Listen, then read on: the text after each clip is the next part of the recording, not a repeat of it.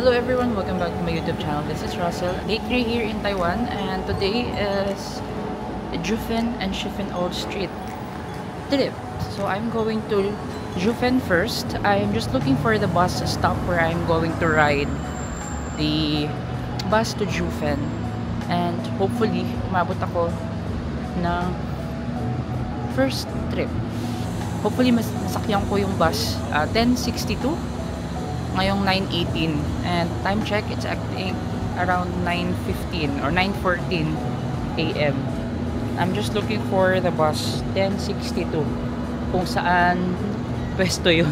So yung bus na sasakyan natin is bus 10:62, and I don't know magkano yung fare, and sinerge ko gumagana naman daw yung easy card, hopefully, kasi wala pa naman akong barya. DIY ko lang to, hopefully hindi siya ganun katagal same nung kahapon na isang oras ako naghintay. At wala akong nakitang 7-Eleven. Gutom na ako. Doon na lang ako kakain sa Jufen. Okay. Nandito na ako sa bus stop ng 10:62 na bus. And sa Google nakalagay 9:18 daw yung schedule. Pero nakalagay, naka-flash sa bus stop is 16 minutes pa bago dumating yung bus. So hindi ko alam kung alin yung totoo. So ayun, maghihintay ako dito ng 16 minutes. Pag hindi pa dumating yung bus around 9:20, gahanap ako ng convenience store kasi nauuhaw ako. Hi guys, so nakabili na ako ng tubig sa Family Mart. And CityLink Songshan or Songshan Station. Tawid na pala. Ayan, may Burger King din pala dito. Ayun oh. So balik na ako sa bus stop. And so babalik na ako sa bus stop para hintayin yung bus. Teka lang. Hindi tugma yung schedule ng Google Map tsaka nung nasa bus stop. Sana tama yung nasa bus stop. Kasi kung hindi, naiwan ako. Baka dumating tayo ng Jufen mga 11 or 10:30. So I expect medyo crowded na time na yun. Kasi Sunday ngayon. So, wala tayong tao sa bus stop. Apat lang kami naghihintay dito sa bus stop na sa area ng 10:62 na bus stop. I expect na medyo marami kasi Sunday, weekend, rest day, di ba? Madaming tao.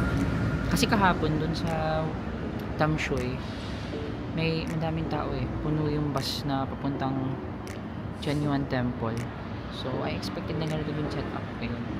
Surprisingly, walang masyadong tao. Siguro baka naka-tour or naka-tour. May mga private car yung nagpupuntahan sa Jufen. Kasi nga, mahirap talagang i-DIY yun doon. Tatlo yung pwedeng puntahan doon ay Jufen, Shifen, at saka yung Geo Park. Kaso, for DIY, hindi kaya yun doon. So, Jufen at Shifen lang ako. Next time if babalik tayo, possible if mabalikan natin tong Taiwan, so pupunta tayo dun sa mga hindi natin napuntahan, and if may kasama na tayo, pwede natin ipasyal dun sa area na napuntahan natin or balikan natin yung mga napuntahan ko natin. Kala mo talaga ang dami ko na napuntahan, yung Tianyuan Temple lang naman yung napuntahan ko. Pero yun, pupunta tayo dun if ever lang gusto nila. Pero may mga iba pa namang place na may mga cherry blossom. Like for example, sa Taichung or sa Nantou region. Doon sana dapat yung punta ko eh. So imagine, di ba, kahapon kung nagising ako ng late, tapos pumunta pa ako ng Nantou. Di, anong oras na akong makakarating? Kasi 4 hours na travel doon if i-DIY ko yun. So, ayun. Ayun nga, so if makabalik na tayo dito sa Taiwan, gusto ko, mas mahaba yung time ko dito. Like, may stay ako sa Taichung. Hey guys, nakasakay na ako ng bus. So, pupunta na tayo sa Jufen Old Street. See you there.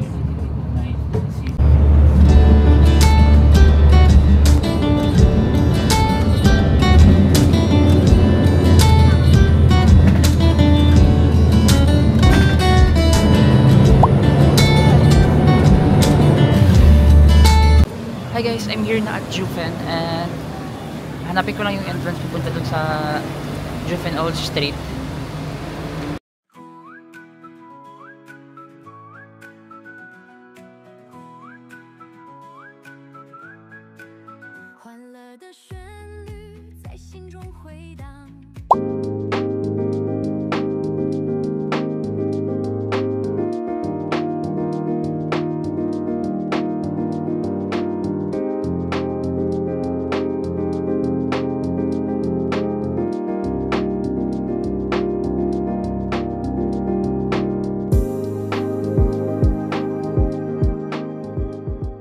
sarado pa yung ibang mga store. Maaga pa kasi, 10:30 pa lang.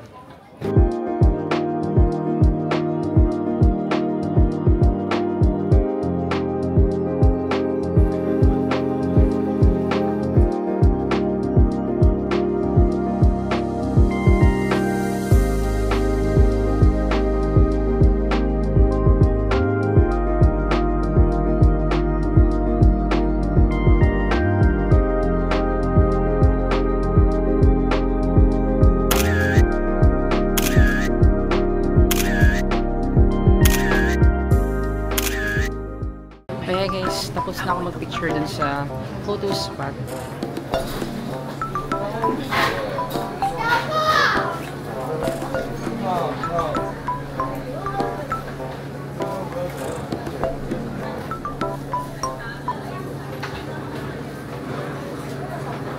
Pansin ko lang parang sikat dito yung Toy Story. Kasi ang daming stuff toy na related to Toy Story.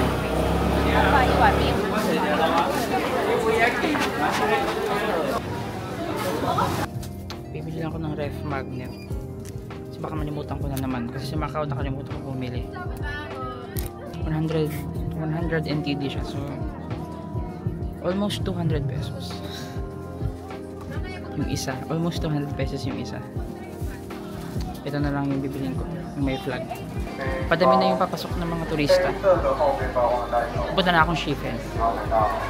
Hi guys, nasa bus 788 ako. And papunta ako ng Lufang train station. Then from there, magti-train ako. Local train to Shifen Street.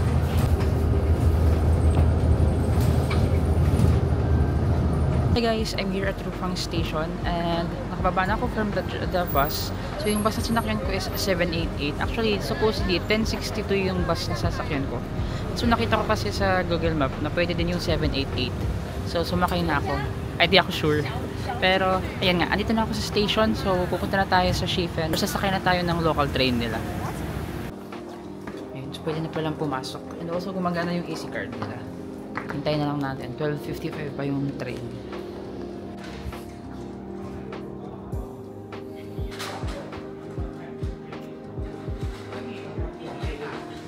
Ito yung local train nila guys. Parang MRT na din sa atin.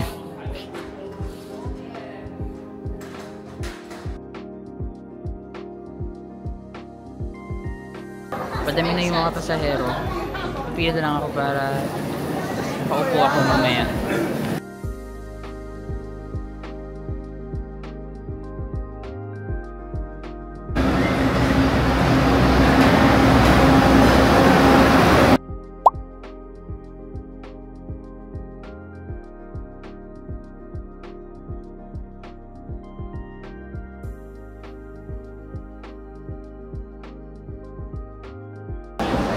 And guys, nasa Shifen na ako. So ayun, nakapagpalipad na ako ng lantern. And makikita nyo sa post ko yung sinulat ko doon. Pero i-upload ko din dito. Isasama ko din dito sa video yung video kanina. Okay, look at me. 1, 2, 3, let's go.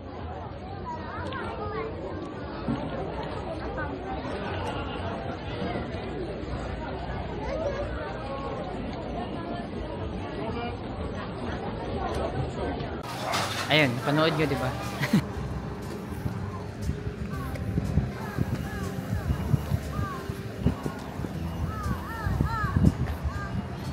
Malamig na dito ha, pero hindi pa din ako naka-heated. So far kaya pa naman.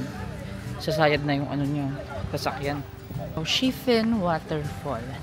Then after na to, break na tayo sa Ximending at mamimili na ako ng mga pasalubong. Kala mo talaga ang dami bibilhin. Hindi, mamimili na ako kasi last day ko na bukas. Wala na akong time bukas mamili. Pagbalik ko, galing Taipei 101, punta na, diretso na lang ako ng airport kasi ready na yung mga gamit ko. So mamayang gabi mag-i-empake na ako. Ayusin ko na yung mga bibilhin ko.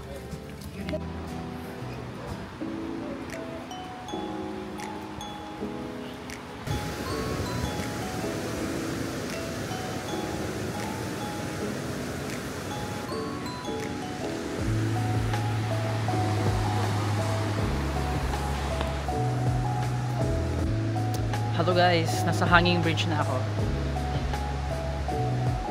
So, lakarin na papunta sa Shifen Waterfall.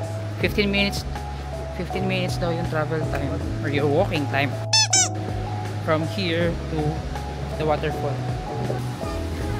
Nararamdaman mo talaga yung pag-alog eh. Oh.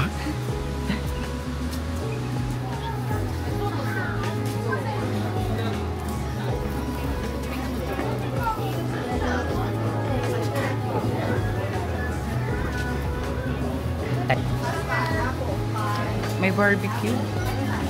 Masarap sana no?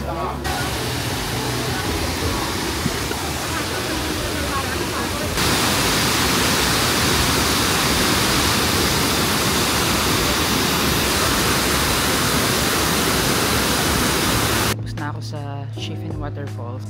So, means tapos na din yung itinerary ko for today. And actually, hindi pa pala kasi magsha-shopping pa ako. I mean, tapos na yung mga pupuntahan kong place for today. So, babalik na ako dun sa Shifen Old Street kasi dun yung sakayan ng local train. Pabalik dun sa sinakyan natin kanina. Ayan, so ayan, sobrang ganda talaga dito. Ang lamig, ang tahimik. Ayun, touristy siya pero hindi kagaya sa atin, di ba? Madaming tourist but nakip pa din nila yung ganda ng lugar.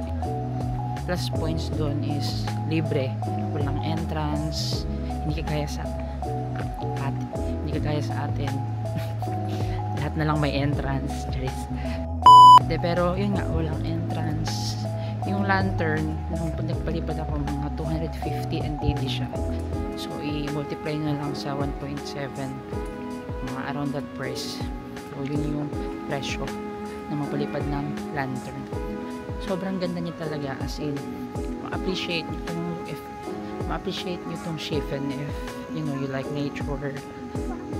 Yun din yung kagandahan dito sa Hong Kong, no? Yun yung kagandahan dito sa Taiwan, no? Kasi halos lahat ng attraction is free, walang entrance. And also yung kung meron man, for example yung Mao Kong, sobrang mura niya lang, mga nasa 120 ata or 60 yung isang ride ng Mao Kong gondola or ng cable car. And for me, sulit na yun kasi natry ko din kasi sa Ngungting, kaso yun kasi mas maganda din naman kasi talaga yun, pero dito nasa 60 lang siya. So mura na yung Mao Kong gondola, nasa 60 lang NTD or 120 yung balikan. Affordable siya if gusto nyo matry mag cable car.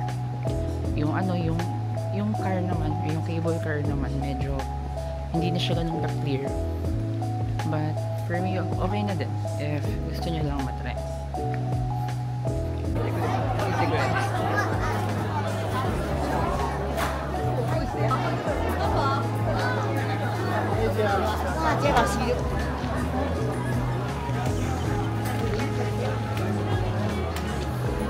Guys, dito na ako balik sa Shifen. I don't know if nasabi ko na kanina, pero dito yung may Filipina na nakagip ng tren. Ang laki pa naman ng fine nun kapag na-disrupt mo yung service nila. Kaya sa mga pupunta dito sa Shifen, mag-ingat po tayo at sumunod po tayo sa kanilang rules kasi bisita lang po tayo dito.